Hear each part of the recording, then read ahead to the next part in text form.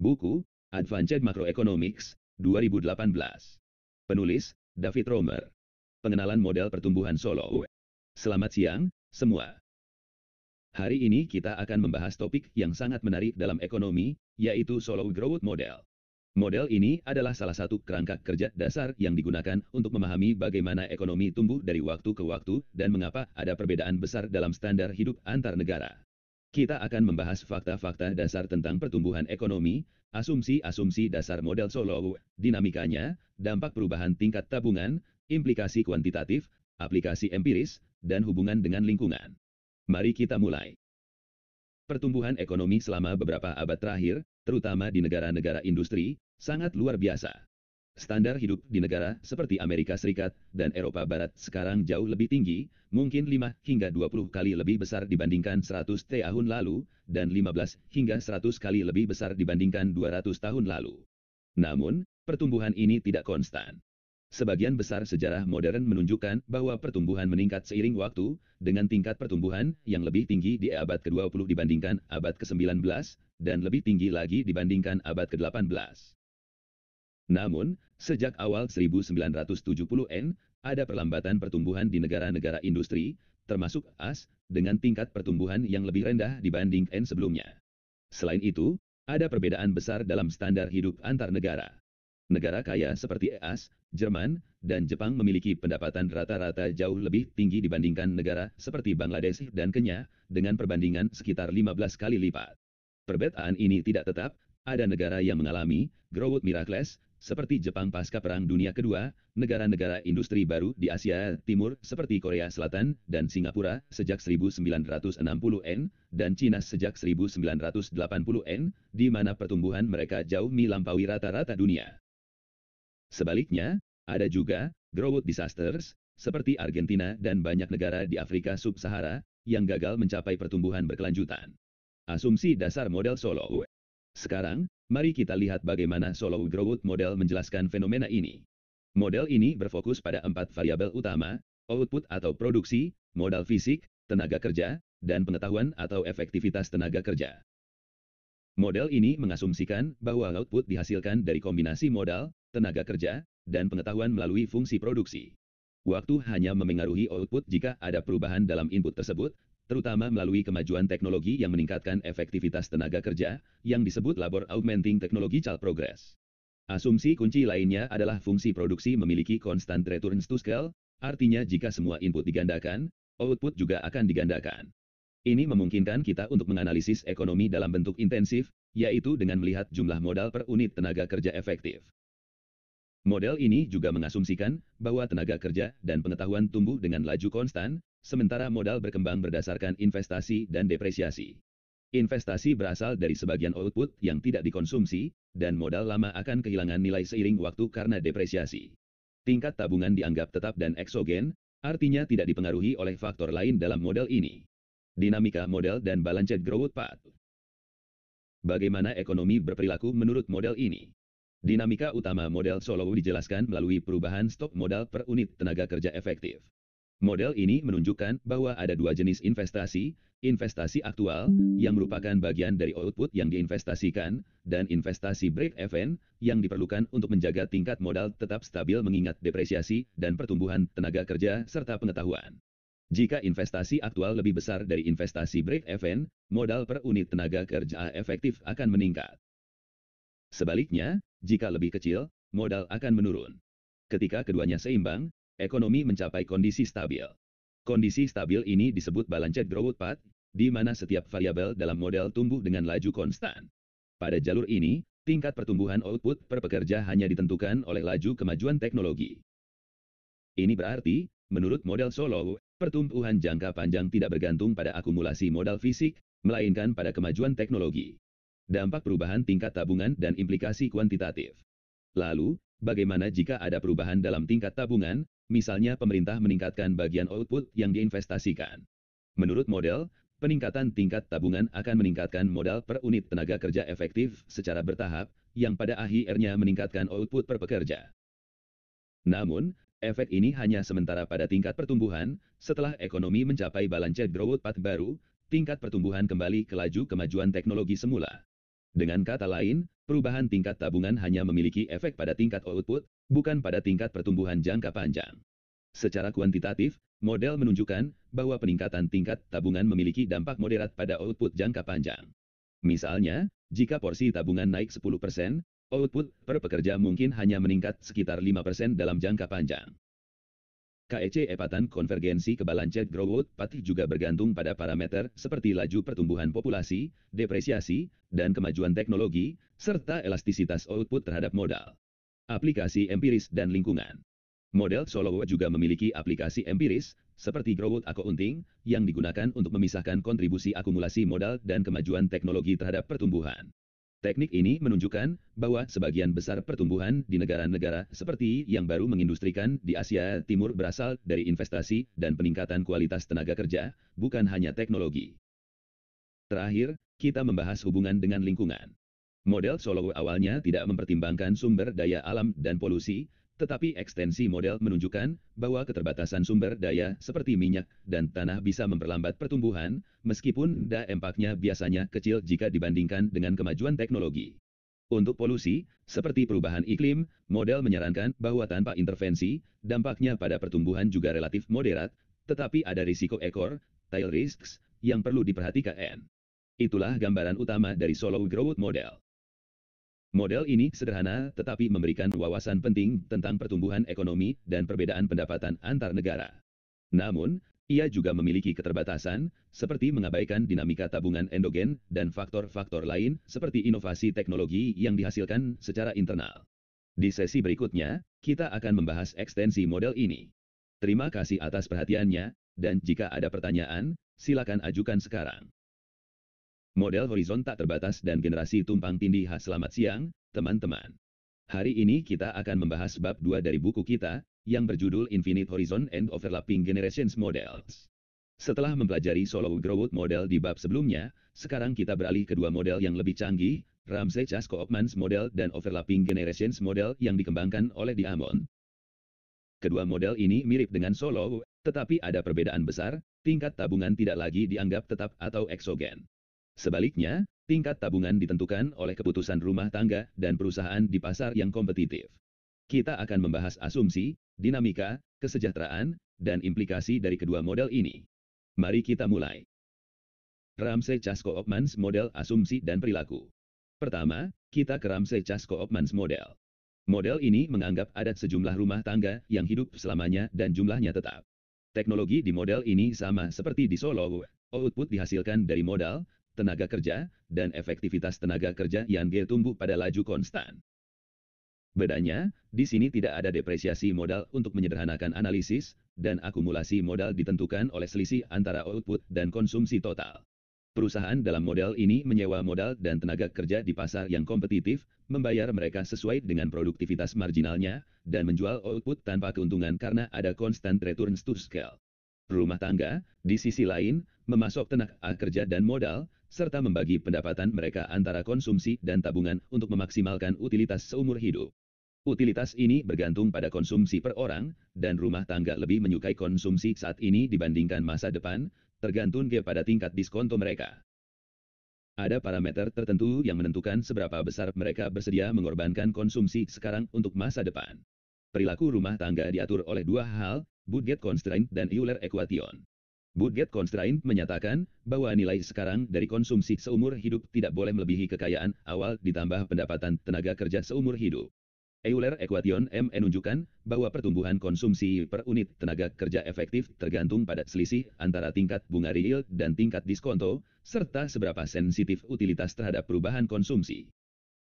Jika tingkat bunga lebih tinggi dari tingkat diskonto, konsumsi akan meningkat seiring waktu, dan sebaliknya. Dinamika dan saddle path di Ramsey-Chasko-Opmans Model. Sekarang kita lihat dinamika ekonominya.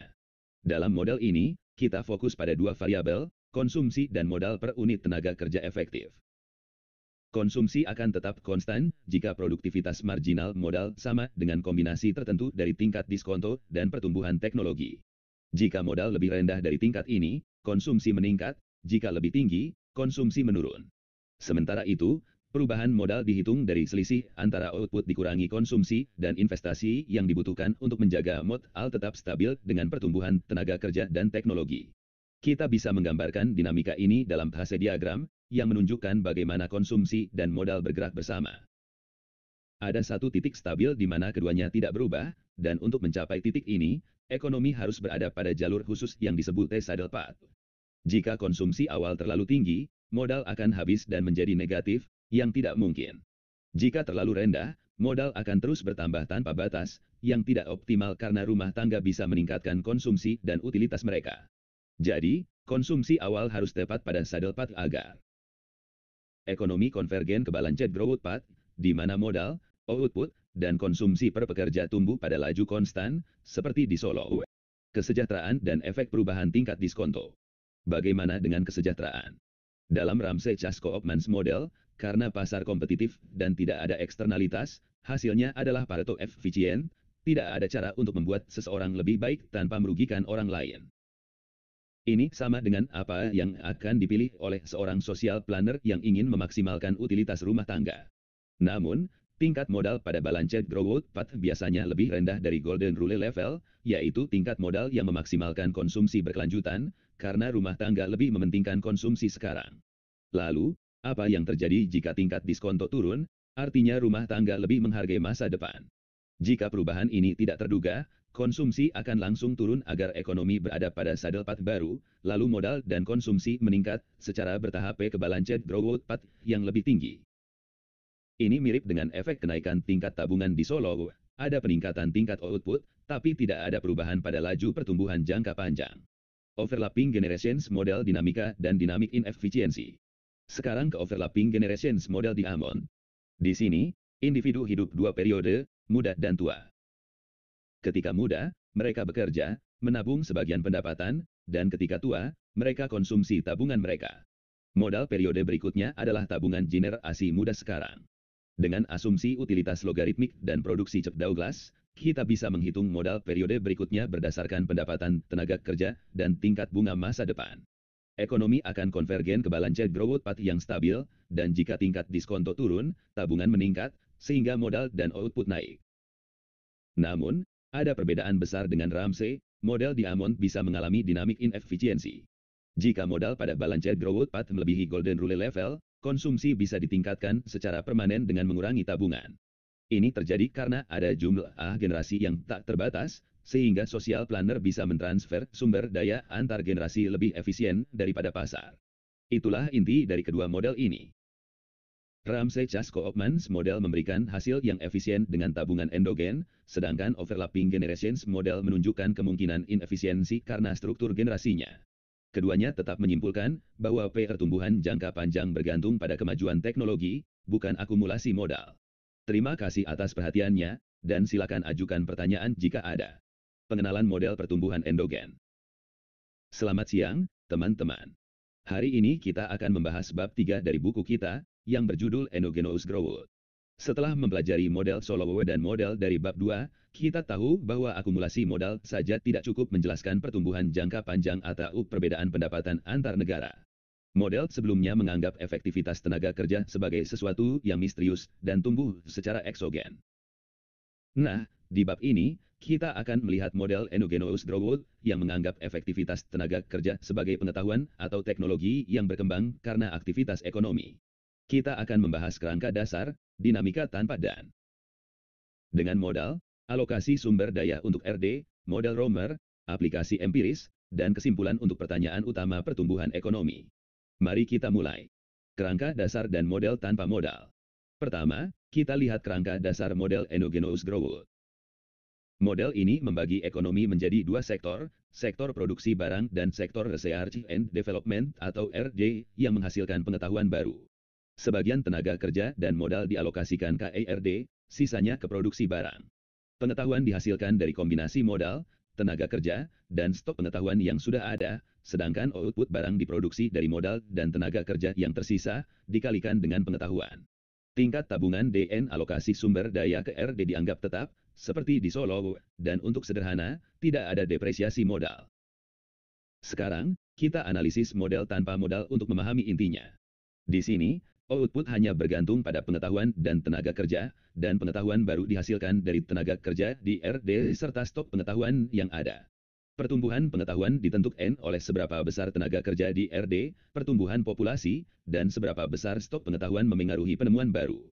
Ada 3 kasus. 1. Jika stok pengetahuan tidak terlalu membantu penemuan baru, ekonomi akan stabil pada balanced growth path dengan laju pertumbuhan konstan yang bergantung pada pertumbuhan populasi. Peningkatan tenaga kerja di RD hanya meningkatkan tingkat pengetahuan sementara, bukan laju pertumbuhannya. 2. Jika stok pengetahuan sangat membantu, pertumbuhan akan terus meningkat tanpa batas, dan peningkatan tenaga kerja di RD membuat pertumbuhan semakin cepat. 3. Jika stok pengetahuan membantu secara proporsional, pertumbuhan konstan dan bergantung pada jumlah tenaga kerja di RD serta populasi. Ini disebut linear growth model. Model dengan modal dan alokasi sumber daya ke RD. Sekarang kita masukkan modal ke dalam model. Output dihasilkan dari modal dan tenaga kerja di sektor barang, dikalikan pengetahuan, sementara pengetahuan baru dihasilkan dari modal dan tenaga kerja di RD serta stok pengetahuan. Pertumbuhan modal bergantung pada tabungan dari output, dan kita analisis dinamika pertumbuhan pengetahuan dan modal. Jika total pengaruh modal dan pengetahuan pada produksi pengetahuan kurang dari 1, ekonomi stabil pada balanced growth path dengan pertumbuhan yang bergantung pada pertumbuhan populasi. Peningkatan tabungan atau tenaga kerja di RD hanya memengaruhi tingkat, bukan laju pertumbuhan jangka panjang. Ini disebut semi-endogenous growth model. Jika total pengaruh sama dengan 1 dan tidak ada pertumbuhan populasi, pertumbuhan konstan dan dipengaruhi oleh tabungan serta populasi. Ini adalah fully endogenous growth model. Lalu, apa yang menentukan alokasi sumber daya ke RD? Pengetahuan bersifat non-rival, artinya penggunaannya oleh satu pihak tidak mengurangi manfaatnya bagi pihak lain, sehingga pasar kompetitif tidak bisa sepenuhnya mengatur RD. Ada 4 faktor utama. 1. Dukungan untuk penelitian ilmiah dasar, yang biasanya didanai pemerintah atau donasi karena manfaatnya besar tapi tidak langsung menguntungkan pribadi. 2. Insentif pribadi untuk RD, di mana perusahaan mengembangkan pengetahuan yang eksklusif, bisa dilindungi hak paten, untuk keuntungan, meskipun ada externalities seperti manfaat konsumen atau dampak pada RD lain. 3. Peluang alternatif bagi individu berbakat, yang bisa memilih antara inovasi atau aktivitas rent-seeking tergantung pada pasar dan hak properti. 4. Learning by doing, di mana pengetahuan bertambah sebagai efek samping dari produksi, misalnya melalui akumulasi modal. Model Romer dan aplikasi empiris. Sekarang kita ke model Romer, contoh fully endogenous growth model. Di sini, output dihasilkan dari tenaga kerja dan berbagai barang antara yang dihasilkan dari pengetahuan. RD menghasilkan ide-ide baru yang menjadi barang antara, dan jumlah tenaga kerja di RD ditentukan oleh keseimbangan pasar. Pertumbuhan output bergantung pada jumlah tenaga kerja di RD, tapi selalu lebih rendah dari yang optimal karena externalities. Ekstensi model ini termasuk menambahkan modal fisik atau mengubah pengetahuan menjadi peningkatan kualitas barang. Bagaimana model ini dites secara empiris? Jones menguji apakah pertumbuhan berubah seiring waktu sesuai prediksi fully endogenous growth models. Pertama, ia lihat apakah laju pertumbuhan stabil atau tidak, tapi hasilnya sulit diartikan karena data terbatas tidak bisa menunjukkan perilaku jangka tak terbatas. Kedua, ia bandingkan prediksi model dengan data, investasi dan RD meningkat tajam, tapi pertumbuhan tidak, menunjukkan adanya decreasing returns dan mendukung semi-endogenous growth models. Kramer menerapkan model ini pada sejarah manusia sejak 1 juta SM.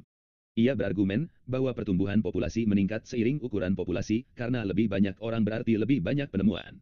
Data menunjukkan hubungan positif ini hingga sebelum revolusi industri, dan perbedaan kepatatan populasi antar wilayah pada 1500 mendukung teori ini. Kesimpulan untuk pertanyaan utama. Akhirnya, apa yang kita pelajari tentang pertumbuhan dunia dan perbedaan pendapatan antar negara?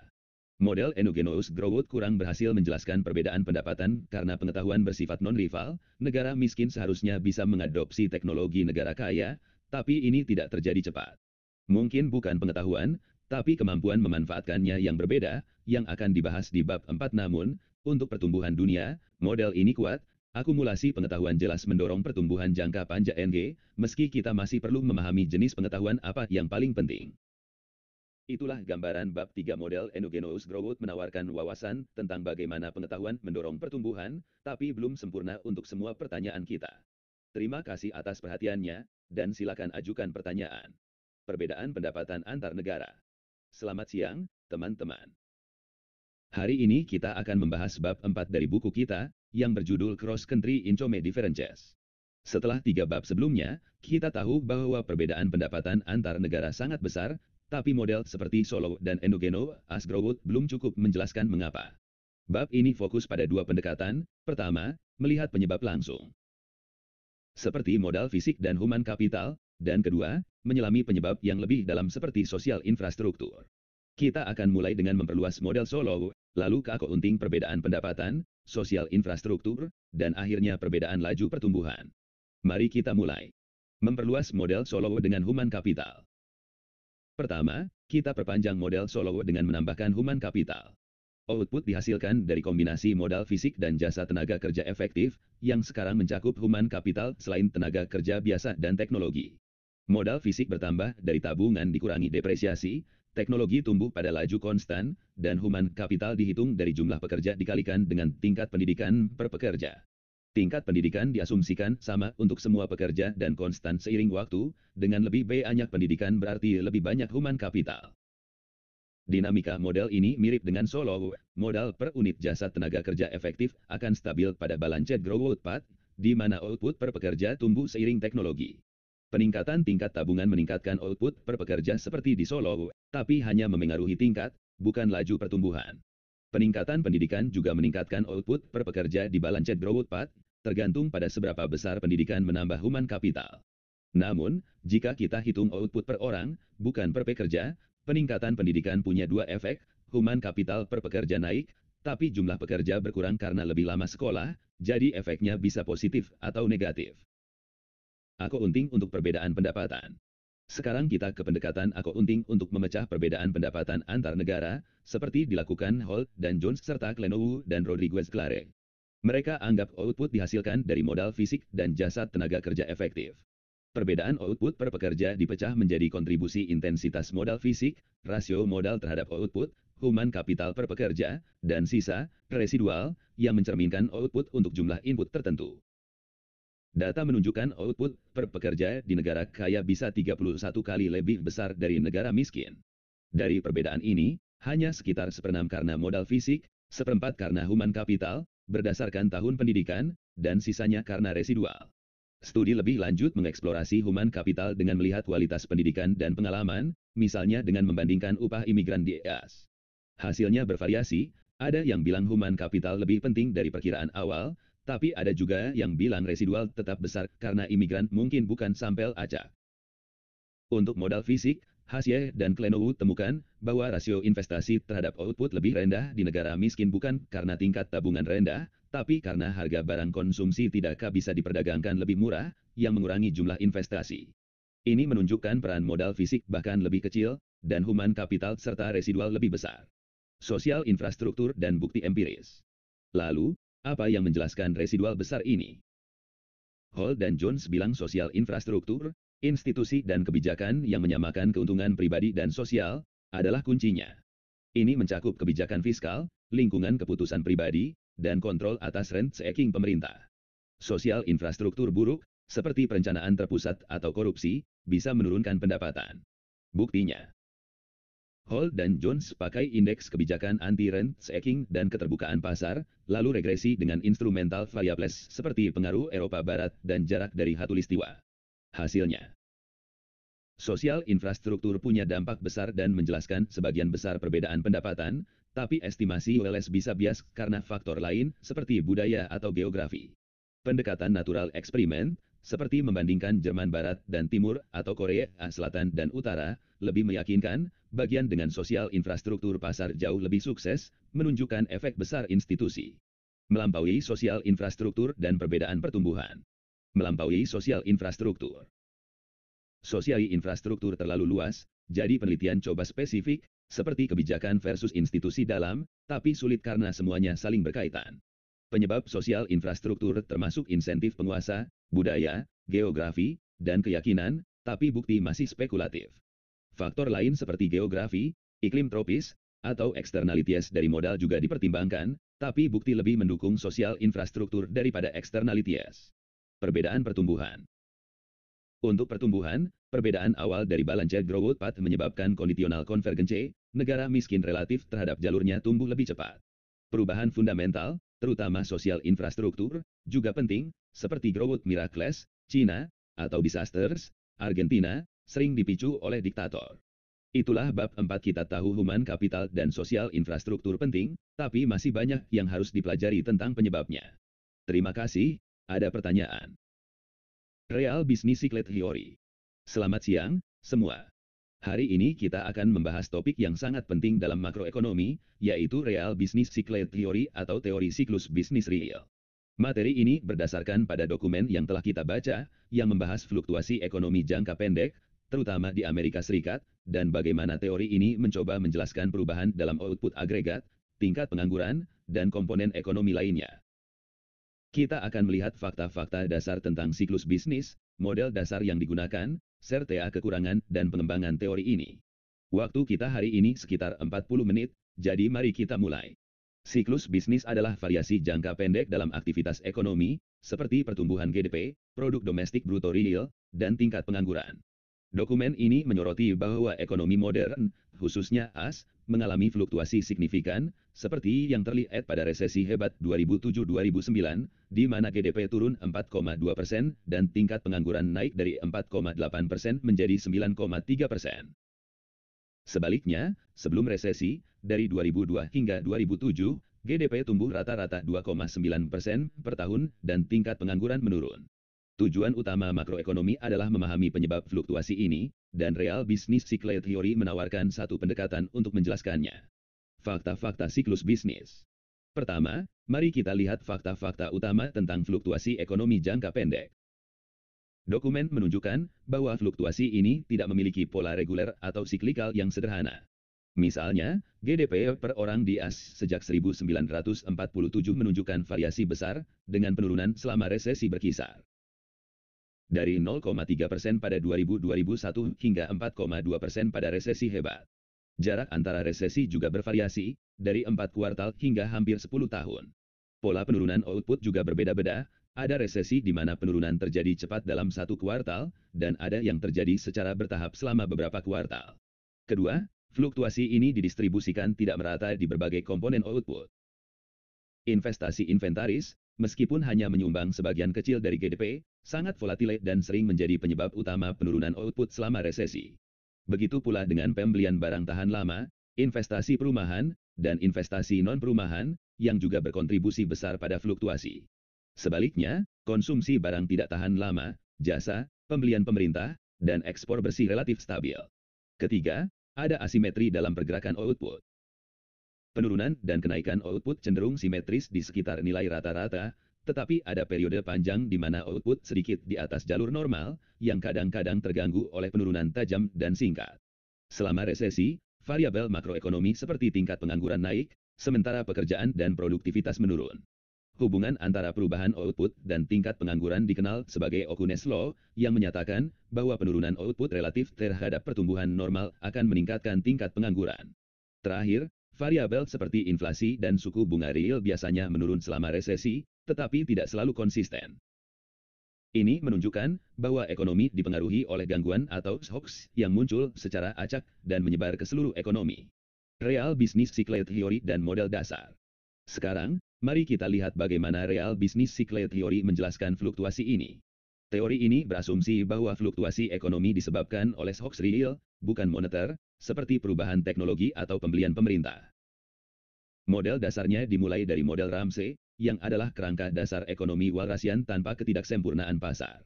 Dalam model ini, rumah tangga dan perusahaan bertindak secara kompetitif, dan tidak ada informasi asimetris atau pasar yang hilang. Untuk menjelaskan fluktuasi, model ini dimodifikasi dengan menambahkan sumber gangguan, seperti hoax teknologi, yang mengubah fungsi produksi dari periode ke periode, atau perubahan dalam pembelian pemerintah. Model ini juga memungkinkan variasi dalam penawaran tenaga kerja dengan mengasumsikan bahwa utilitas rumah tangga tergantung pada konsumsi dan jumlah kerja. Dengan kata lain, rumah tangga memilih antara bekerja dan bersenang-senang, leisure, berdasarkan upah dan suku bunga. Dokumen menjelaskan bahwa dalam model ini, output, konsumsi, dan investasi dihitung berdasarkan hubungan antara modal, tenaga kerja, dan teknologi. Misalnya, jika ada peningkatan teknologi, itu seharusnya meningkatkan output dan upah, yang kemudian memengaruhi keputusan rumah tangga untuk bekerja lebih banyak atau mengonsumsi lebih banyak. Namun, model ini mengasumsikan bahwa semua pergerakan ini adalah respons optimal terhadap hoax, sehingga tidak ada kegagalan pasar, dan intervensi pemerintah justru bisa mengurangi kesejahteraan. Kekurangan dan pengembangan model. Meskipun menarik, model dasar real bisnis Sikle memiliki beberapa kelemahan besar. Pertama, ada bukti kuat bahwa monetary policy atau kebijakan moneter memiliki efek real yang signifikan yang tidak dijelaskan oleh model ini. Misalnya, perubahan dalam jumlah uang dapat memengaruhi output dan tingkat bunga, sesuatu yang model ini abaikan karena fokusnya hanya pada hoax real. Kedua, hoax teknologi yang diasumsikan model ini ternyata sulit ditemukan dalam data real. Variasi jangka pendek dalam apa yang disebut solo residual, sebuah ukuran produktivitas total faktor, mungkin lebih mencerminkan perubahan utilisasi modal dan tenaga kerja daripada inovasi teknologi murni. Ketiga, ketika hoax teknologi yang sesungguhnya diidentifikasi, sering kali ditemukan bahwa input tenaga kerja menurun bukannya meningkat, yang bertentangan dengan prediksi model. Keempat, model ini mengasumsikan pasar yang sempurna, walrasian, tetapi data menunjukkan adanya ketidaksempurnaan, seperti harga dan upah yang kaku, sticky prices and wages, pasar kredit yang tidak sempurna, dan elastisitas substitusi antar waktu tenaga kerja yang rendah. Akhirnya, dinamika output dalam model ini terlalu sederhana dan tidak mencerminkan pola siklus bisnis yang sebenarnya, seperti pertumbuhan output yang dapat diprediksi setelah periode rendah. Karena kekurangan ini, banyak penelitian mencoba memperluas model dengan menambahkan elemen seperti tenaga kerja yang tidak dapat dibagi, indivisible labor, hoax sektoral, pajak yang mendistorsi, dan bahkan ketidaksempurnaan non-walrasian. Namun, konsensusnya adalah bahwa untuk memahami fluktuasi sepenuhnya, kita perlu memasukkan kekakuan nominal, seperti harga dan upah yang tidak fleksibel, ke dalam model. Bab berikutnya dalam dokumen ini akan membahas hal ini lebih lanjut. Nah, itulah ringkasan utama dari real business cycle theory berdasarkan dokumen yang kita baca. Teori ini memberikan pandangan penting bahwa fluktuasi ekonomi bisa dijelaskan oleh hoax real seperti teknologi, bukan hanya faktor moneter. Namun, model dasarnya masih memiliki banyak keterbatasan, terutama dalam menjelaskan efek kebijakan moneter dan dinamika pasar real. Sebagai penutup, penting untuk diingat bahwa penelitian siklus bisnis terus berkembang. Tujuan akhirnya adalah membangun model keseimbangan umum dinamis stokastik, DSGE, yang dapat menjelaskan fluktuasi secara kuantitatif dan kualitatif, dengan memasukkan baik faktor real maupun nominal. Bagi kalian yang tertarik, dokumen ini juga memberikan beberapa masalah untuk dipelajari lebih lanjut, seperti menghitung data untuk negara lain atau menganalisis variabel makroekonomi lainnya. Terima kasih atas perhatiannya. Jika ada pertanyaan atau diskusi, silakan sampaikan sekarang. Kita akan lanjut ke topik berikutnya pada pertemuan berikutnya. Selamat belajar. Ringkasan nominal rigidity. Selamat siang, teman-teman. Hari ini kita akan membahas topik penting dalam makroekonomi, yaitu nominal rigidity atau kekakuan nominal, yang diambil dari bab 6 dokumen yang kita pelajari. Setelah di bab 5 kita membahas real business cycle theory yang fokus pada gangguan real seperti teknologi, sekarang kita beralih ke bagaimana gangguan moneter, seperti perubahan jumlah uang, bisa memengaruhi ekonomi real. Nominal rigidity adalah konsep bahwa harga atau upah nominal tidak selalu menyesuaikan diri secara instan, dan ini menjadi kunci untuk memahami fluktuasi ekonomi jangka pendek. Dokumen ini membagi pembahasannya menjadi dua bagian utama. Pertama, efek dari nominal rigidity yang diasumsikan ada, dan kedua, dasar mikroekonomi di balik kekakuan ini. Kita akan melihat model sederhana dengan harga tetap, berbagai asumsi tentang kekakuan harga dan upah. Bukti empiris tentang real wage, hingga model seperti Lucas Imperfect Information Model. Waktu kita hari ini sekitar 40 menit, jadi mari kita mulai dengan inti pembahasannya. Efek nominal rigidity dalam model sederhana. Pertama, kita akan lihat bagaimana nominal rigidity memengaruhi ekonomi dalam model sederhana dengan harga yang diasumsikan benar-benar tetap.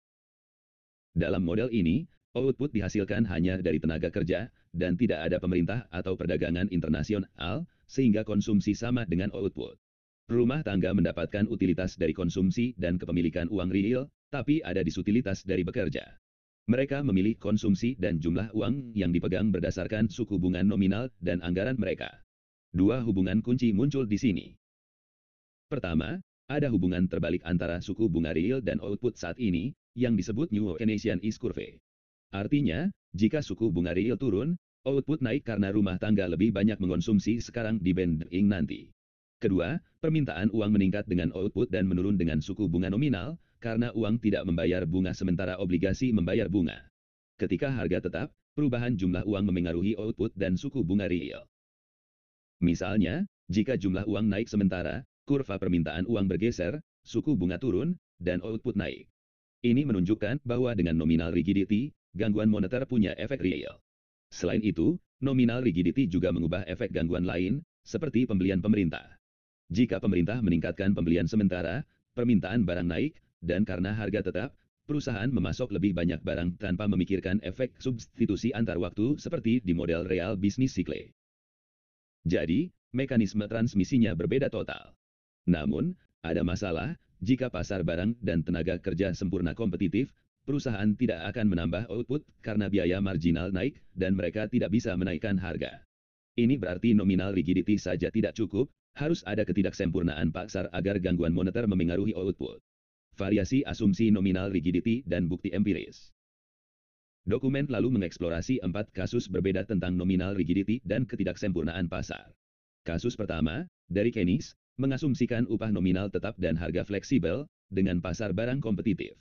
Ketika permintaan naik, harga naik, upah real turun, dan perusahaan mempekerjakan lebih banyak tenaga kerja, mengurangi pengangguran. Tapi, ini memprediksi real wage yang countercyclical, turun saat ekonomi membaik, yang tidak sesuai dengan data. Kasus kedua membaliknya, harga tetap, upah fleksibel, dan pasar tenaga kerja kompetitif, tapi perusahaan punya kekuatan pasar sehingga harga di atas biaya marginal. Permintaan naik meningkatkan output, upah real naik karena pekerja menawarkan lebih banyak tenaga kerja, dan markup, rasio harga terhadap biaya marginal, turun. Ini memprediksi real wage yang pro-cyclical, naik saat ekonomi membaik, dan markup yang counter-cyclical, yang lebih sesuai dengan bukti. Kasus ketiga menambahkan ketidaksempurnaan real di pasar tenaga kerja, seperti upah efisiensi, dengan harga tetap dan upah fleksibel. Permintaan naik meningkatkan output dan mengurangi pengangguran, tapi real wage ditentukan oleh fungsi upah real, bukan penawaran tenaga kerja, jadi bisa lebih stabil. Kasus keempat menggabungkan upah tetap dan pasar barang yang tidak kompetitif, di mana markup bervariasi. Jika markup cukup turun saat output naik, real wage bisa stabil atau naik, meskipun upah nominal tetap. Bukti empiris tentang real wage dari studi Solon, Barsky, dan Parker, 1994, menunjukkan bahwa real wage individu lebih pro-cyclical daripada data agregat, karena komposisi pekerja berubah selama siklus bisnis. Penurunan tingkat pengangguran 1% meningkatkan real wage individu sekitar 1,2%, 2 kali lebih besar dari agregat. Ini menantang model Keynes sederhana dan menunjukkan pentingnya ketidaksempurnaan pasar tenaga kerja. Model yang lebih realistis dan Lucas Imperfect Information Model. Model sederhana di atas terlalu statis, jadi dokumen memperkenalkan model yang lebih realistis. Salah satu ide awal adalah bahwa upah nominal disesuaikan berdasarkan inflasi periode sebelumnya, menciptakan hubungan positif antara inflasi dan output, dikenal sebagai Phillips Curve. Tapi, Friedman dan Phelps mengkritik ini dengan natural rate hypothesis, menyatakan bahwa inflasi tinggi permanen akan mengubah cara upah ditetapkan, sehingga output kembali ke tingkat normal. Data AS dari 1960N hingga 1990N mendukung ini, hubungan stabil Phillips Curve runtuh di 1970N karena inflasi tinggi dan supply hoax seperti kenaikan harga minyak. Model modern, disebut expectations augmented Phillips Curve, menyatakan bahwa inflasi saat ini tergantung pada inflasi inti, bisa inflasi sebelumnya, output relatif terhadap tingkat normal, dan supply hoax. Ini menunjukkan hubungan jangka pendek antara inflasi dan output, tapi tidak permanen. Bank sentral juga diasumsikan mengatur suku bunga, bukan jumlah uang, untuk menargetkan output dan inflasi. Terakhir, ada Lucas Imperfect Information Model, yang mengusulkan bahwa kekakuan nominal muncul karena produsen tidak tahu tingkat harga agregat.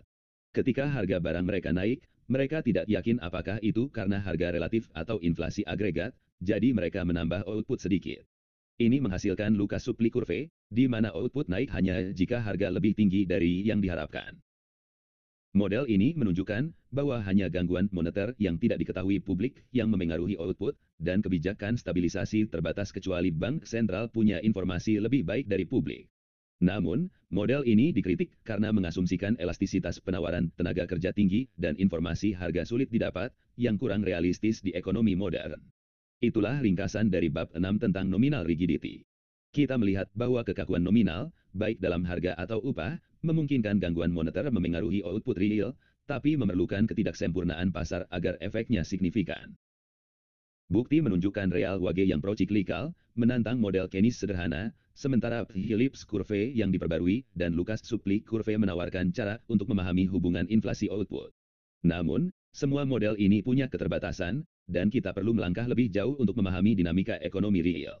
Sebagai penutup, dokumen ini mengajak kita berpikir kritis tentang bagaimana harga dan upah ditetapkan dan bagaimana kebijakan moneter bekerja. Ada latihan di akhir bab yang bisa kalian coba untuk mendalami konsep ini. Terima kasih atas perhatiannya. Jika ada pertanyaan, silakan ajukan sekarang. Sampai jumpa di pertemuan berikutnya. Ringkasan Dinamik Stochastic General Equilibrium Models of Fluctuations. Selamat siang, teman-teman.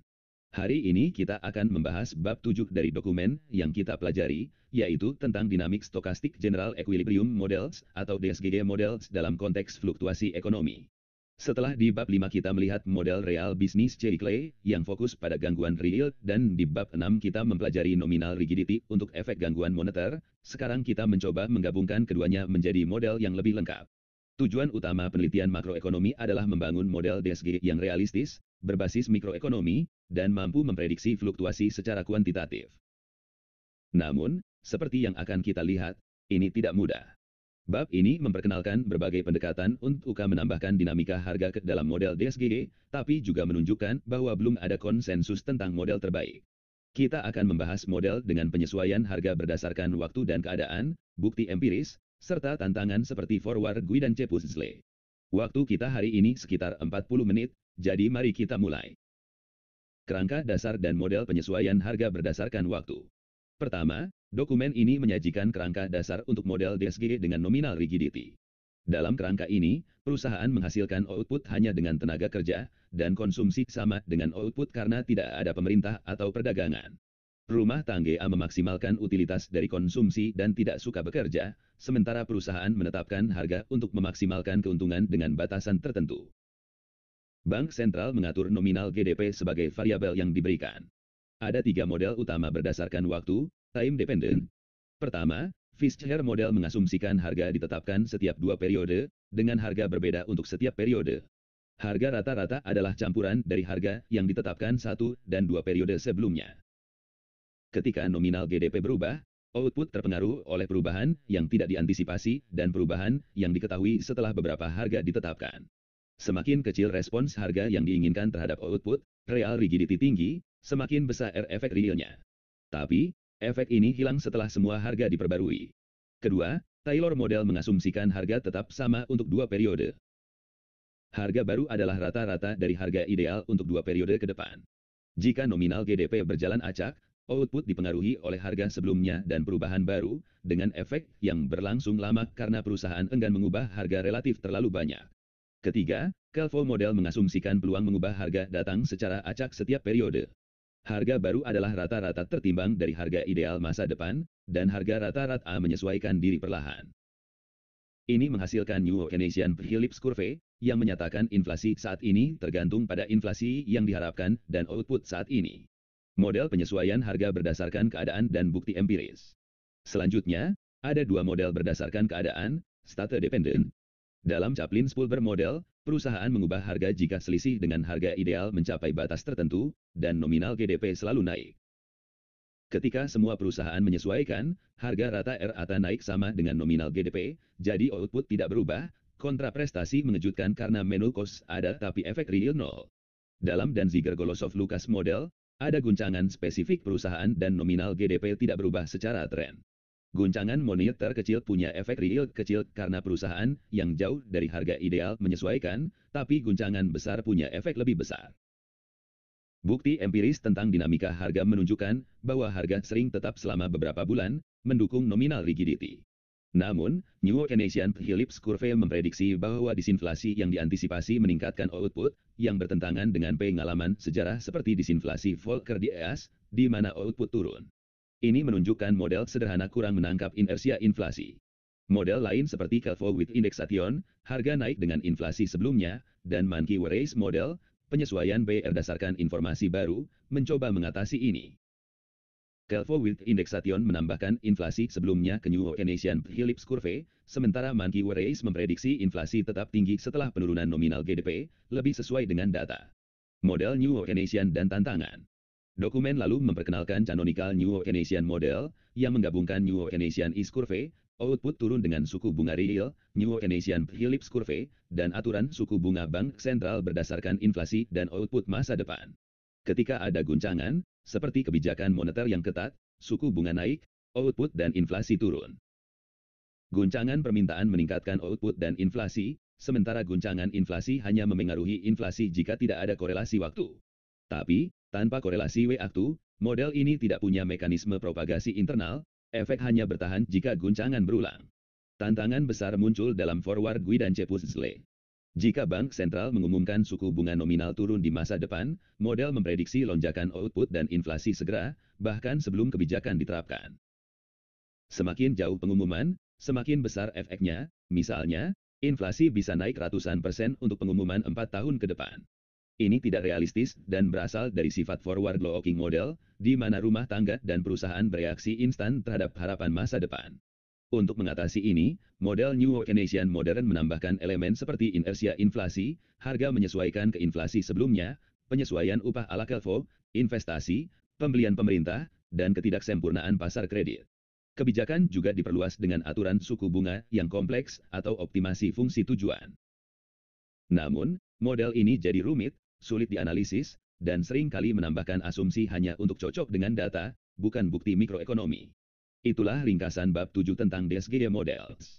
Kita melihat bagaimana model seperti Fischer, Taylor, dan Kelvo menambahkan dinamika harga berdasarkan waktu, sementara Chaplin Spulber dan Ziger Golosov Lucas fokus pada keadaan. Canonical New Keynesian model elegan tapi punya kelemahan besar seperti forward guidance puzzle, menunjukkan perlunya perbaikan. Penelitian terus berlanjut untuk membuat model lebih realistis, tapi ada ketidakpastian. Apakah kita hanya perlu modifikasi kecil atau perubahan besar setelah krisis 2008-2009? Sebagai penutup, ini mengingatkan kita bahwa model ekonomi adalah penyederhanaan, dan tantangannya adalah menyeimbangkan teori dengan kenyataan. Ada latihan di akhir bab untuk kalian eksplor lebih jauh.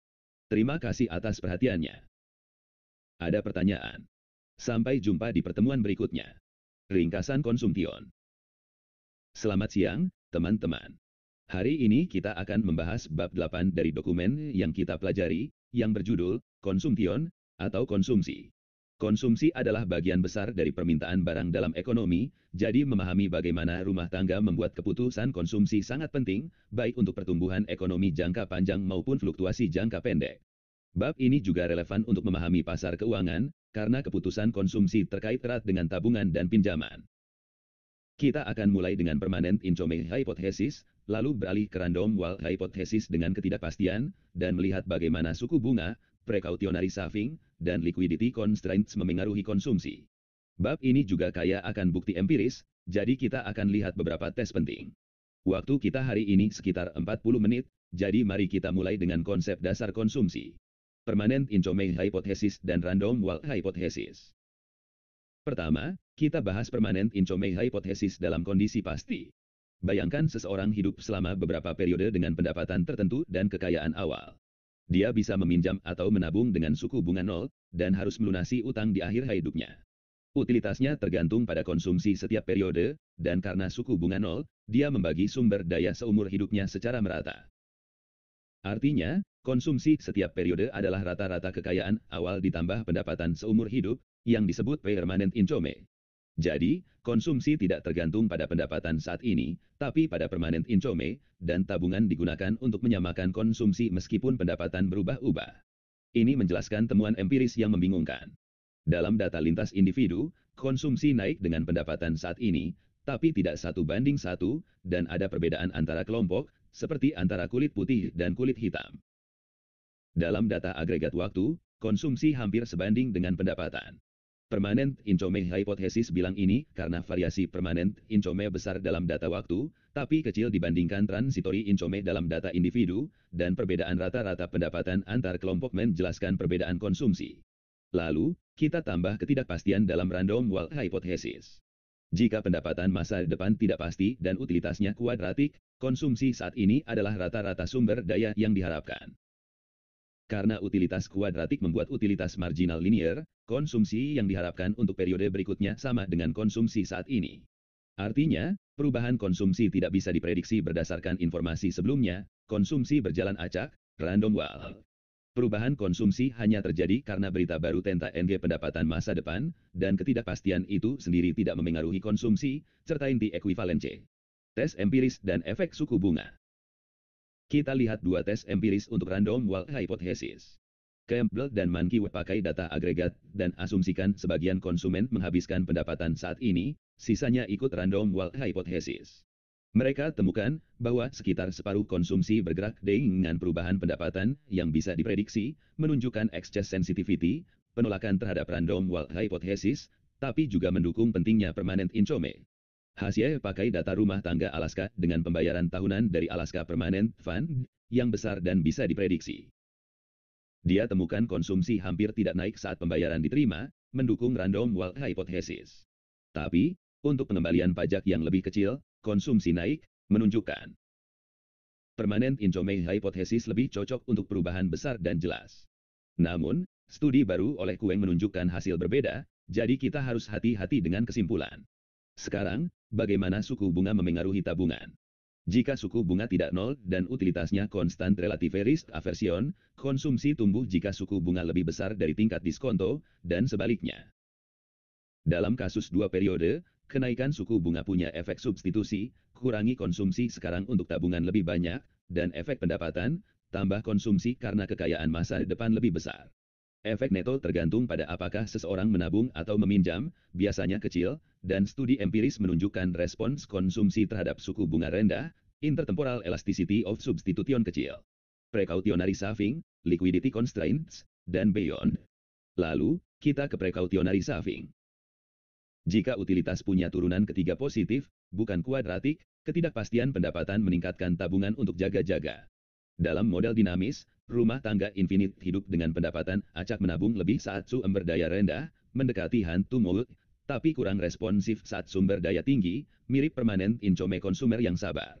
Ada target kekayaan, di bawahnya tabungan naik, di atasnya turun, dan ini bisa kecil, buffer stock, atau besar tergantung parameter.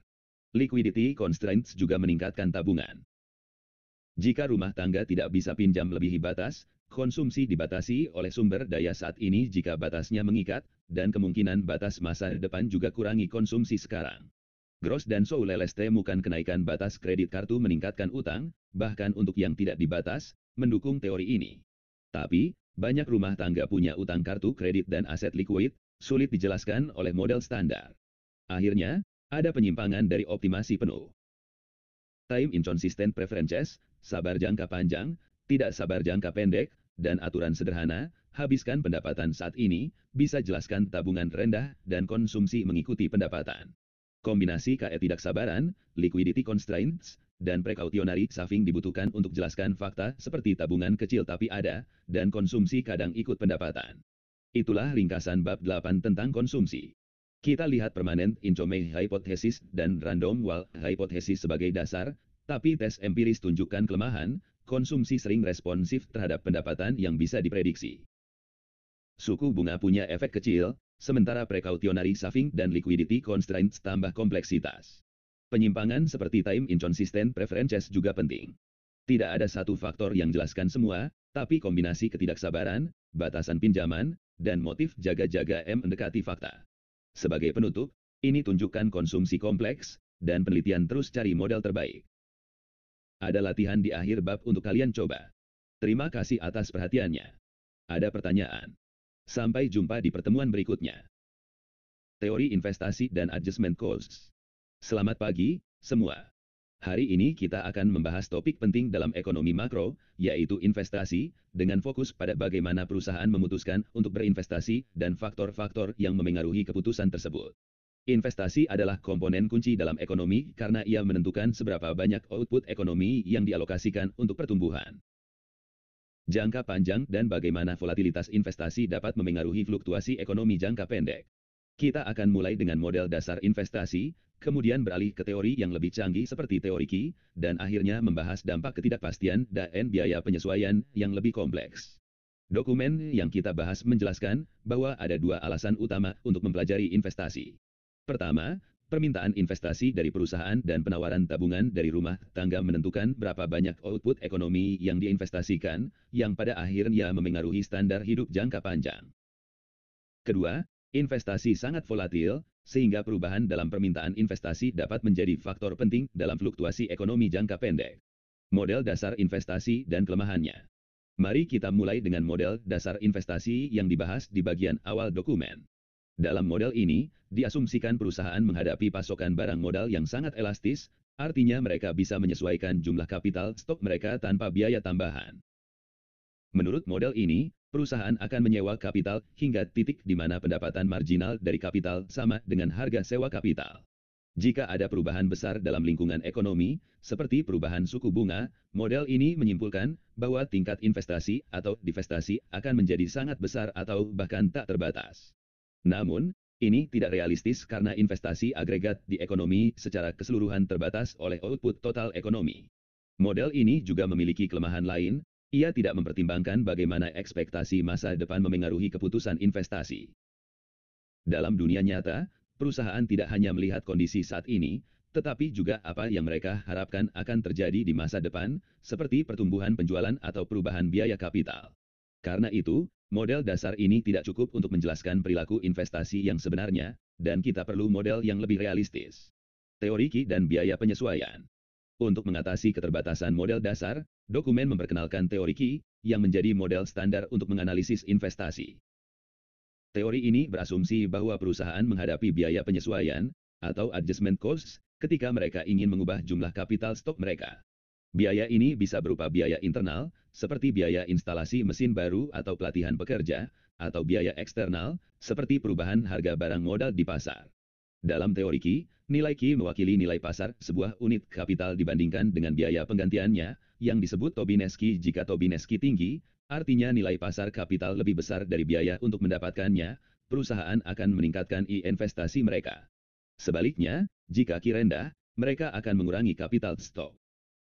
Teori ini menunjukkan bahwa perusahaan tidak hanya bereaksi terhadap kondisi saat ini, tetapi juga ekspektasi masa depan, seperti profitabilitas atau suku bunga yang diharapkan. Dokumen juga menjelaskan bahwa ada kondisi tertentu, disebut transversality condition, yang memastikan perusahaan memaksimalkan keuntungan mereka dalam jangka panjang. Ini berarti nilai kapital di masa depan harus menurun ke nol seiring waktu, sehingga perusahaan tidak menyimpan kapital yang tidak lagi bernilai. Analisis model dan implikasi.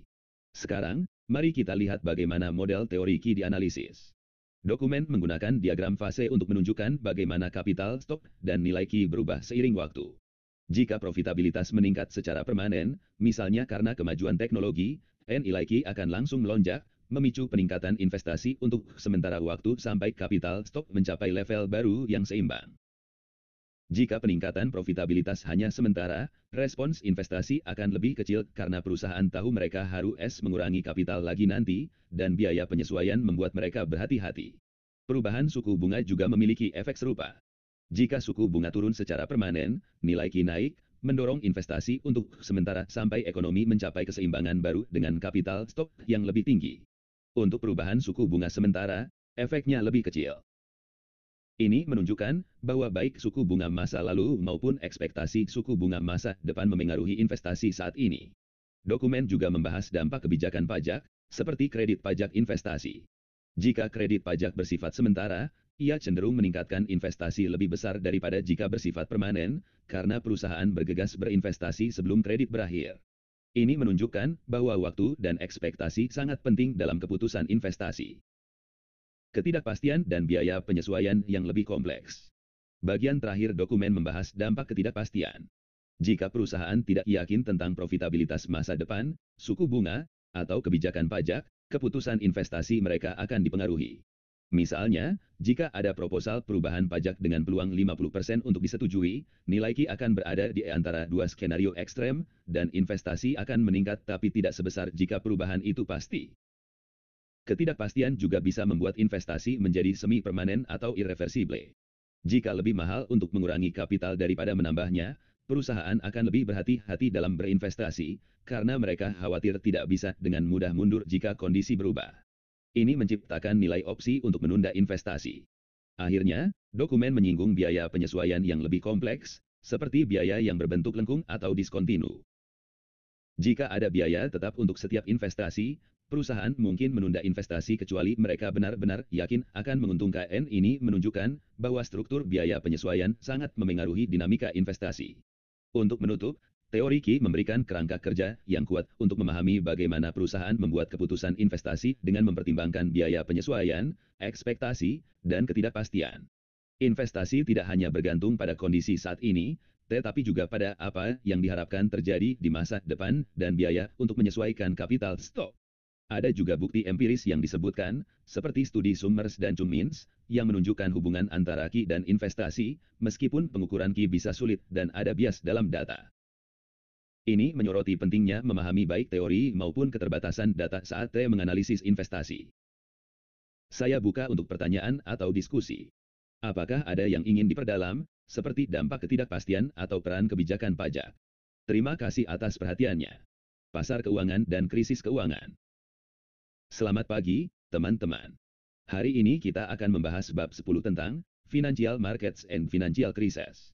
Pasar keuangan adalah tempat di mana keputusan tabungan rumah tangga dan investasi perusahaan bertemu. Dalam dunia yang ideal, financial markets memastikan alokasi sumber daya yang efisien, membantu ekonomi mencapai hasil terbaiknya. Namun, dalam kenyataan, pasar keuangan seringkali tidak sempurna, dan ini memiliki dampak besar pada ekonomi makro. Kita akan melihat bagaimana financial markets bekerja dalam kondisi ideal, lalu mengeksplorasi masalah seperti asymmetric information, volatilitas aset, dan financial crisis yang bisa mengganggu ekonomi. Dokumen ini menyoroti 4 isu utama. Pertama, apakah financial markets memperkuat efek guncangan ekonomi? Kedua, apakah ketidaksempurnaan pasar keuangan bisa menjadi sumber guncangan independen? Ketiga, bagaimana financial crisis terjadi? Dan keempat, apa nilai sosial dari financial markets? Hari ini, kita akan fokus pada 3 isu pertama dan bukti empirisnya, karena itu yang paling relevan untuk memahami dinamika ekonomi makro. Model pasar keuangan sempurna. Mari kita mulai dengan model ideal dari financial markets yang dibahas di bagian 10.1. Bayangkan sebuah ekonomi sederhana dengan 2 periode. Di periode pertama, rumah tangga punya sumber daya tertentu dan bisa memilih antara konsumsi sekarang atau berinvestasi untuk konsumsi di masa depan. Di periode kedua, semua output berasal dari proyek investasi yang dilakukan di periode pertama. Proyek-proyek ini bisa menghasilkan output berbeda tergantung pada kondisi dunia yang terjadi, dan setiap kondisi memiliki probabilitas tertentu. Dalam model ini, rumah tangga memaksimalkan utilitas mereka dengan mempertimbangkan konsumsi di kedua periode, sementara perusahaan memutuskan proyek investasi mana yang akan diambil berdasarkan harga klaim atas output masa depan. Harga ini mencerminkan probabilitas setiap kondisi dunia dan nilai relatif dari konsumsi di masa depan dibandingkan sekarang. Dalam keseimbangan, semua pasar harus seimbang, total konsumsi dan investasi di periode pertama sama dengan sumber daya yang tersedia, dan output dari proyek investasi di setiap kondisi dunia sama dengan konsumsi di periode kedua. Hasilnya adalah keseimbangan yang efisien, di mana risiko dibagi dengan baik, dan investasi dilakukan pada proyek-proyek yang paling bernilai. Model ini mirip dengan analisis konsumsi dan investasi sebelumnya, tapi sekarang kita melihat bagaimana keputusan rumah tangga dan perusahaan saling menentukan dalam financial markets yang sempurna. Asymmetric Information dan Financial Accelerator. Sekarang kita beralih ke bagian 10.2, di mana financial markets tidak sempurna karena adanya asymmetric information, situasi di mana perusahaan atau pengusaha tahu lebih banyak tentang proyek investasi mereka daripada investor luar. Dalam model ini, seorang pengusaha punya proyek yang membutuhkan 1 unit sumber daya, tapi kekayaannya kurang dari itu, jadi dia perlu pinjaman dari investor luar. Output proyek bervariasi, dan investor harus membayar biaya untuk memverifikasi hasilnya, sedangkan pengusaha tahu hasilnya tanpa biaya. Karena asymmetric information ini, kontrak terbaik adalah kontrak utang, pengusaha berjanji membayar jumlah tertentu kepada investor. Jika output cukup tinggi, dia membayar jumlah itu, jika tidak, investor memverifikasi dan mengambil semua output. Biaya verifikasi ini, yang disebut agency costs, membuat investasi lebih mahal dibandingkan dalam pasar sempurna. Pengusaha hanya akan mengambil proyek jika keuntungan yang diharapkan melebihi biaya pinjaman plus agency costs, dan investor hanya akan meminjamkan jika mereka bisa mendapat imbalan yang cukup. Yang menarik adalah efek financial accelerator. Ketika ekonomi melemah, misalnya karena guncangan teknologi atau permintaan, kekayaan pengusaha turun, agensi kos naik, dan investasi berkurang lebih banyak daripada dalam pasar sempurna. Ini memperbesar dampak guncangan awal. Selain itu, nilai aset yang digunakan sebagai jaminan juga turun saat ekonomi melemah, memperparah masalah pinjaman dan investasi. Jadi, ketidaksempurnaan pasar keuangan tidak hanya mengubah keputusan investasi, tapi juga memperkuat fluktuasi ekonomi.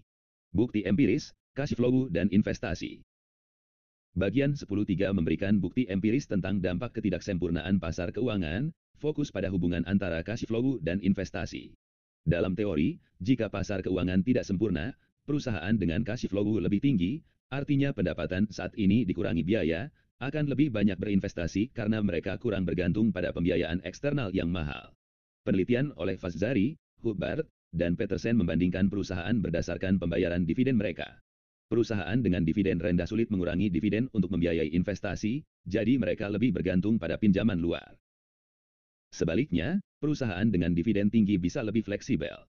Mereka menemukan bahwa perusahaan dengan dividen rendah meningkatkan investasi lebih banyak untuk setiap dolar tambahan cash flow dibandingkan perusahaan dengan dividen tinggi, sekitar 23 sen lebih banyak per dolar. Ini menunjukkan bahwa ketidaksempurnaan pasar keuangan memang memengaruhi investasi, karena perusahaan yang lebih terbatas secara finansial lebih sensitif terhadap cash flow.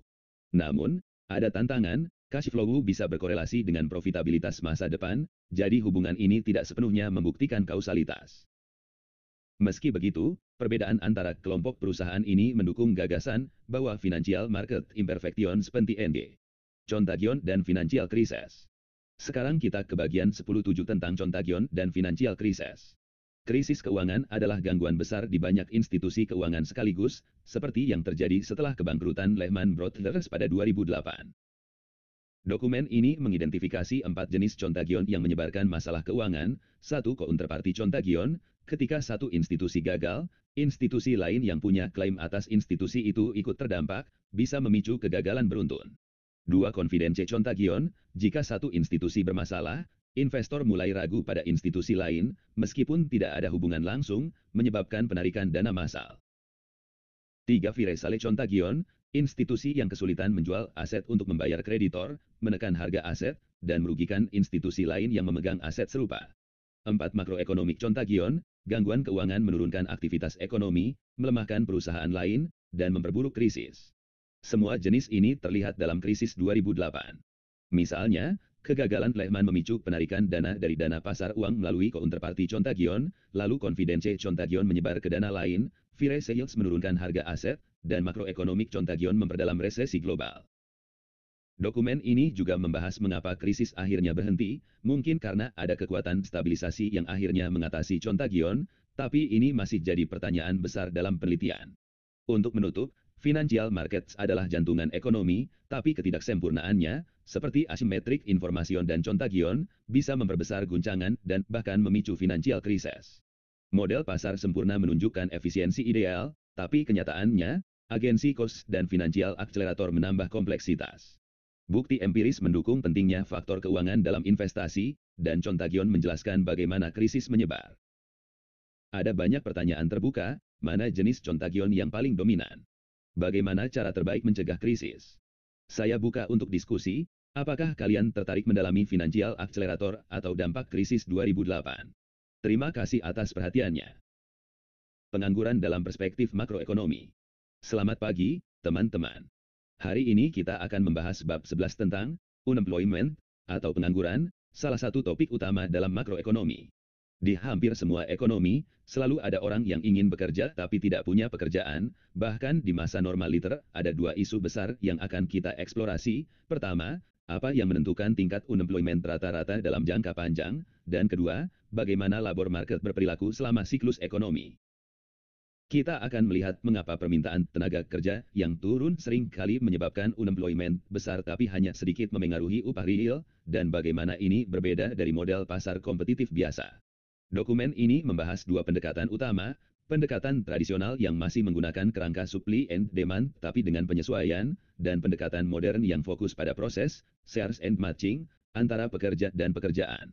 Kita akan mulai dengan pendekatan tradisional, lalu beralih ke yang modern, dan akhiri dengan bukti empiris. Pendekatan tradisional, efisiensi Wages.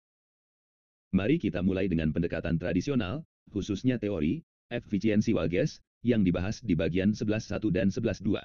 Dalam model ini, labor market tidak seperti pasar walrasian biasa karena perusahaan mungkin memilih membayar upah lebih tinggi dari tingkat yang menyeimbangkan supli dan demand. Mengapa? Karena ada manfaat dari upah tinggi, seperti meningkatkan usaha pekerja, menarik pekerja berkualitas lebih baik, atau membangun loyalitas. Di model generik, 11.1, perusahaan memaksimalkan keuntungan dengan memilih jumlah pekerja dan upah.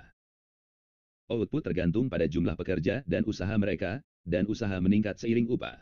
Perusahaan memilih upah di mana peningkatan usaha sebanding dengan kenaikan upah, dan mempekerjakan pekerja sampai manfaat tambahan dari tenaga kerja efektif sama dengan biayanya. Jika total permintaan tenaga kerja kurang dari jumlah pekerja yang tersedia, ada unemployment. Model ini menunjukkan bahwa upah tidak berubah saat permintaan tenaga kerja meningkat, sehingga perubahan jatuh pada employment, bukan upah, cocok dengan pengamatan siklus pendek. Versi lebih umum memasukkan faktor seperti upah di perusahaan lain dan tingkat unemployment. Dalam contoh khusus, usaha pekerja tergantung pada seberapa jauh upah melebihi indeks peluang pasar tenaga kerja, yang dipengaruhi oleh upah rata-rata dan unemployment. Di equilibrium, unemployment stabil pada tingkat tertentu yang tergantung pada parameter usaha, bukan produksi, sehingga tidak ada tren jangka panjang dalam unemployment. Saat unemployment naik di atas level ini, perusahaan punya sedikit insentif untuk memotong upah karena penghematan biaya kecil, mendukung wage rigidity dalam jangka pendek. Model Shapiro-Stiglitz, 11.2, lebih spesifik, perusahaan tidak bisa memantau usaha pekerja secara sempurna.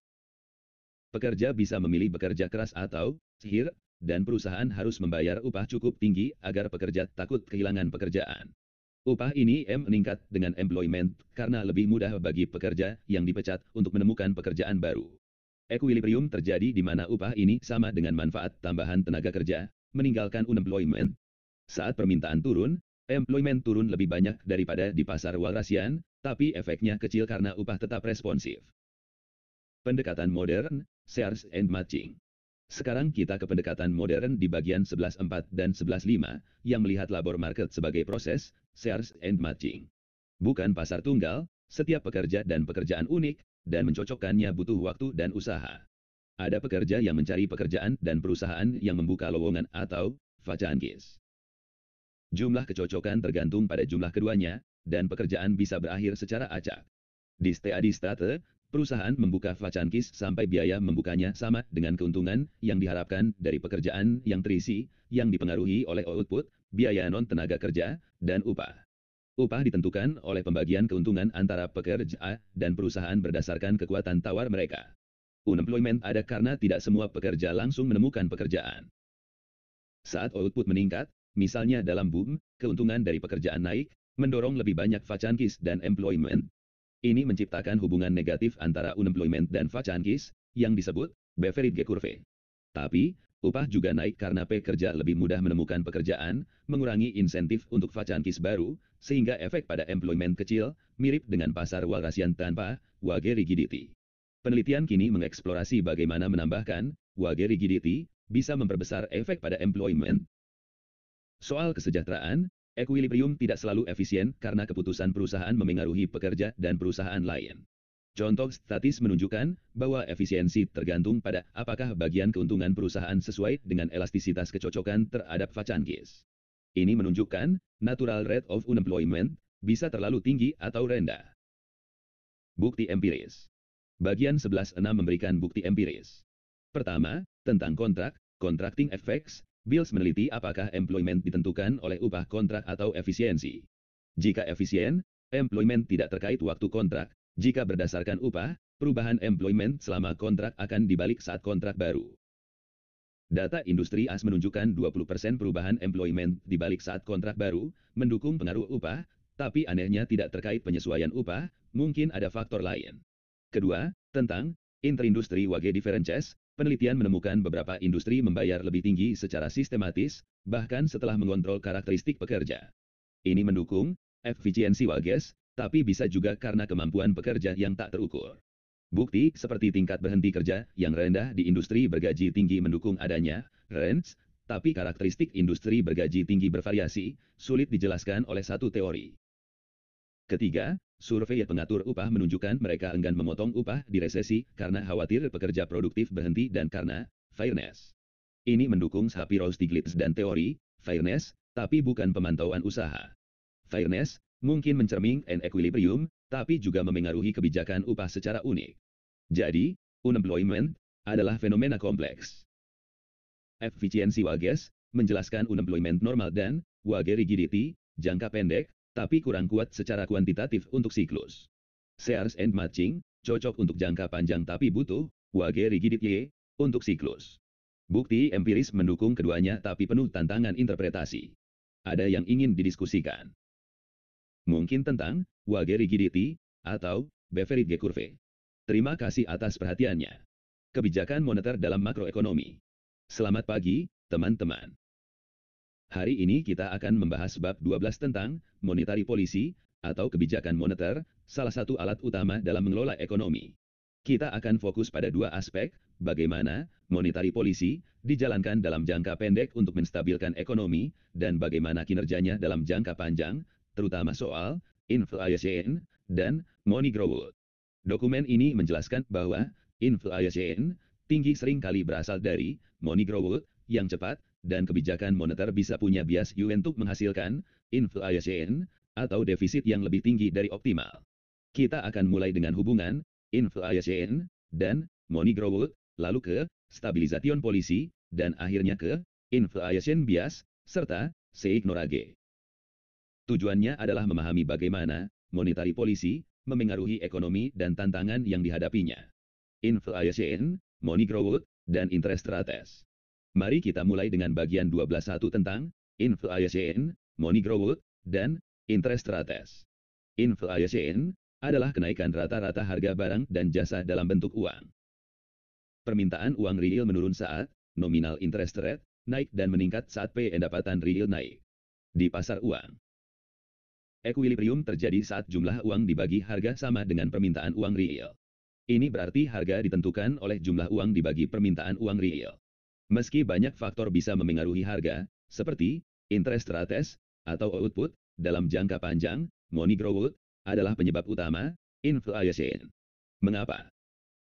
Karena output jarang turun terus-menerus, real interest rate bervariasi sedikit, dan permintaan uang tidak turun drastis secara berulang, sedangkan money growth bisa sangat bervariasi, dari negatif besar saat deflasi hingga positif besar saat hiperinflasi. Data dari 88 negara menunjukkan hubungan kuat antara money growth dan inflation. Jika harga fleksibel, seperti dalam jangka panjang, real interest rate dan output konstan. Nominal interest rate adalah real interest rate ditambah expected inflation. Ketika money growth naik permanen, expected inflation melonjak, nominal interest rate naik, dan permintaan uang real turun, sehingga harga melonjak saat itu juga. Ini disebut Fisher effect. Inflation memengaruhi nominal interest rate 1:1. Money growth yang lebih tinggi juga menurunkan stok uang real karena harga naik lebih cepat dari uang. Jika harga tidak fleksibel, jangka pendek, money growth naik bisa menurunkan nominal interest rate, sementara karena real interest rate turun untuk mendorong output, disebut liquidity effect. Dalam jangka panjang, efek expected inflation mendominasi, menaikkan nominal interest rate. Stabilisation policy dan term structure. Sekarang ke stabilisation policy di bagian 12.3 dan term structure of interest rates di 12.2.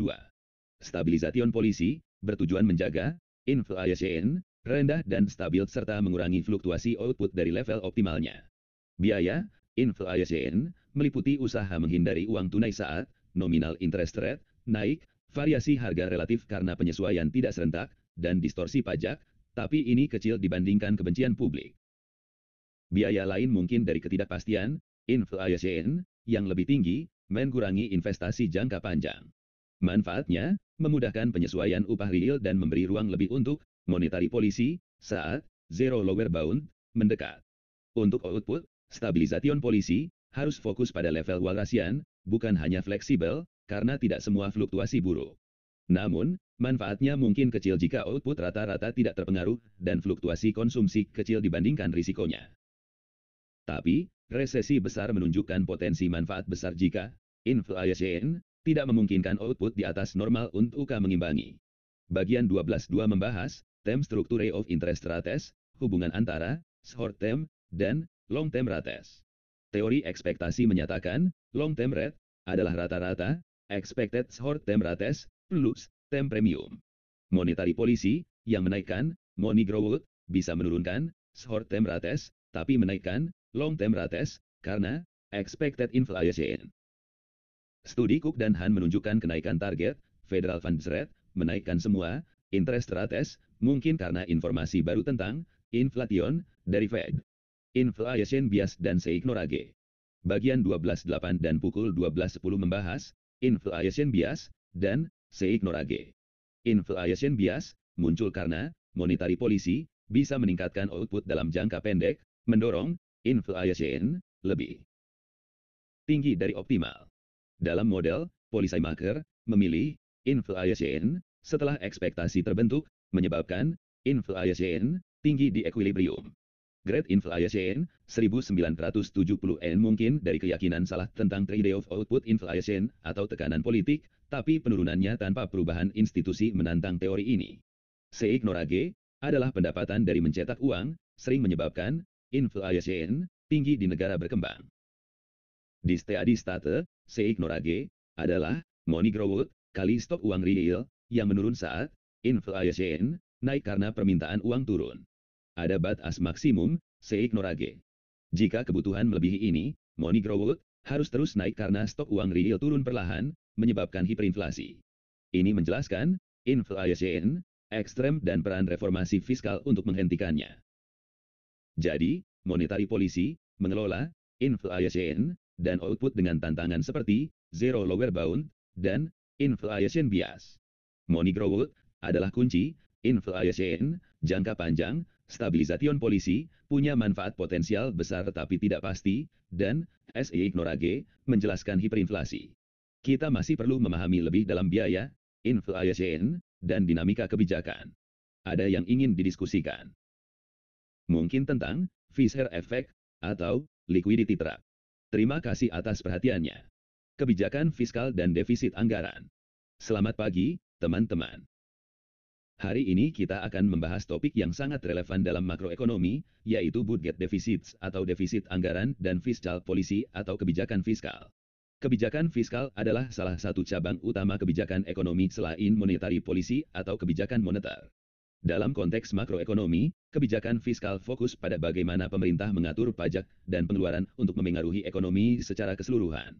Kita akan melihat bagaimana kebijakan ini digunakan untuk menstabilkan ekonomi, apa itu defisit anggaran, mengapa defisit terjadi, dan apa dampaknya.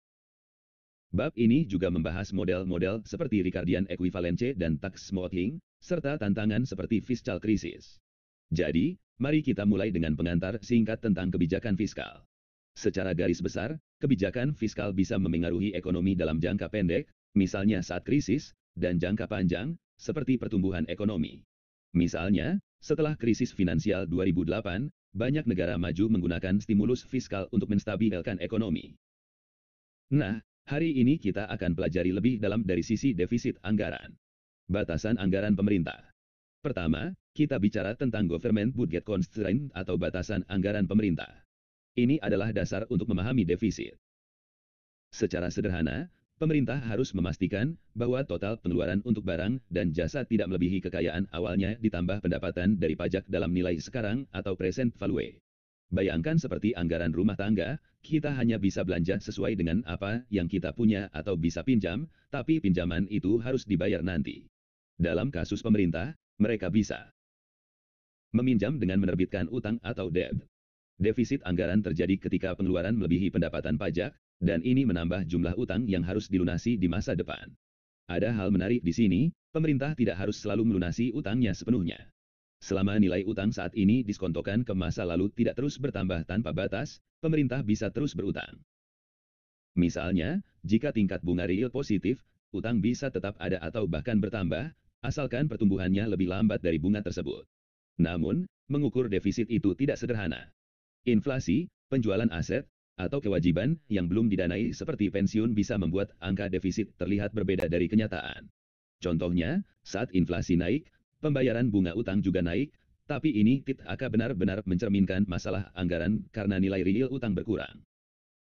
Jadi, kita sering lihat primary defisit, yaitu selisih pengeluaran dan pendapatan tanpa memasukkan bunga utang, untuk analisis yang lebih jelas. Ricardian equivalence, apakah utang dan pajak sama? Sekarang kita masuk ke konsep Ricardian equivalence. Ide ini mengatakan bahwa cara pemerintah membiayai pengeluarannya, apakah lewat pajak atau utang, tidak memengaruhi ekonomi secara keseluruhan, asalkan total pengeluarannya sama. Logikanya, jika pemerintah memotong pajak hari ini dan menerbitkan utang, masyarakat tahu bahwa pajak akan naik di masa depan untuk bayar utang itu. Jadi, mereka akan menabung lebih banyak sekarang, dan konsumsi mereka tidak berubah. Bayangkan seperti ini, kalau kalian dapat bonus hari ini tapi tahu besok harus bayar tagihan lebih besar, kalian mungkin simpan bonus itu, bukan habiskan. Dalam model ini, utang tidak dianggap sebagai kekayaan bersih karena ada kewajiban pajak di masa depan yang membatalkannya. Akibatnya, konsumsi dan akumulasi modal tidak terpengaruh oleh pilihan antara pajak atau utang. Tapi, dalam praktiknya, Ricardian equivalence tidak sepenuhnya benar. Ada beberapa alasan. Pertama, orang tidak hidup selamanya, jadi pajak masa depan mungkin dibayar oleh generasi berikutnya, membuat utang terasa seperti kekayaan bagi generasi sekarang. Kedua, kalau ada batasan likuiditas atau orang tidak berpikir jauh ke depan, mereka mungkin habiskan potongan pajak itu langsung. Ketiga, kalau pajak tergantung pada pendapatan, perubahan waktu pajak bisa memengaruhi konsumsi, terutama kalau ada ketidakpastian. Jadi, meskipun konsep ini logis, kenyataannya lebih rumit. Tax smoothing, mengapa defisit muncul? Selanjutnya, kita bahas tax smoothing model. Model ini bilang bahwa pemerintah sebaiknya menjaga tarif pajak tetap stabil dari waktu ke waktu, bukan naik turun drastis. Kenapa? Karena pajak yang tinggi mendistorsi keputusan masyarakat, like memilih kerja atau libur, dan distorsi ini makin besar kalau pajaknya makin tinggi. Jadi, lebih efisien punya pajak sedang yang stabil daripada pajak tinggi di satu waktu dan rendah di waktu lain. Dalam model ini, defisit muncul saat pengeluaran pemerintah sementara melonjak, misalnya saat perang atau resesi. Daripada naikkan pajak drastis saat itu, pemerintah pinjam uang lewat utang, lalu bayar perlahan dengan pajak yang stabil. Contohnya, selama perang, pengeluaran militer naik tajam tapi sementara, jadi defisit membantu meratakan beban pajak ke masa depan. Kalau ada ketidakpastian, seperti pengeluaran yang tiba-tiba berubah, pajak tetap dirancang supaya tidak ada perubahan yang bisa diprediksi. Dalam kasus sederhana, tarif pajak jadi seperti random walk, artinya perubahannya acak dan tidak bisa ditebak. Jadi, defisit adalah alat untuk menjaga stabilitas ekonomi, tapi model ini tidak menjelaskan kenapa ada defisit besar yang terus-menerus, seperti di AS sejak 1980-an. Tantangan defisit dan krisis fiskal. Terakhir, kita lihat tantangan dari defisit, terutama kalau tidak berkelanjutan. Banyak negara, termasuk AS, punya defisit besar selama puluhan tahun dan proyeksi utang yang melonjak karena pengeluaran sosial seperti pensiun dan kesehatan. Kalau kebijakan ini tidak diubah, utang bisa meledak dalam beberapa dekade. Salah satu risikonya adalah fiscal crisis. Bayangkan pemerintah terus berutang, tapi investor mulai ragu bisa bayar kembali. Dalam model sederhana, kalau investor takut default, mereka minta bunga lebih tinggi. Tapi bunga tinggi membuat utang lebih sulit dibayar, meningkatkan risiko default lagi. Ini bisa jadi lingkaran setan. Bahkan, bisa ada situasi di mana investor sama sekali tidak mau beli utang pemerintah, memaksa default mendadak. Krisis fiskal punya dampak besar, pasar keuangan kacau, nilai tukar jatuh, inflasi naik, dan output ekonomi turun tajam. Contohnya, krisis Meksiko 1994 atau Asia 1997 menunjukkan betapa mahalnya dampak ini. Jadi, meskipun defisit bisa bantu stabilisasi, kalau kebablasan, akibatnya serius. Baiklah, teman-teman, kita sudah bahas dasar-dasar budget defisit dan fiscal policy. Mulai dari batasan anggaran, Ricardian equivalence yang bilang utang dan pajak sama saja dalam teori, sampai tax smoothing yang jelaskan kenapa defisit muncul, dan akhirnya risiko krisis fiskal. Intinya, kebijakan fiskal itu alat kuat tapi harus hati-hati digunakan. Minggu depan, kita akan lanjut ke topik lain, mungkin soal monetary policy atau dampak krisis lebih dalam. Ada pertanyaan sebelum kita selesai? Kalau tidak, terima kasih atas perhatiannya, dan sampai jumpa.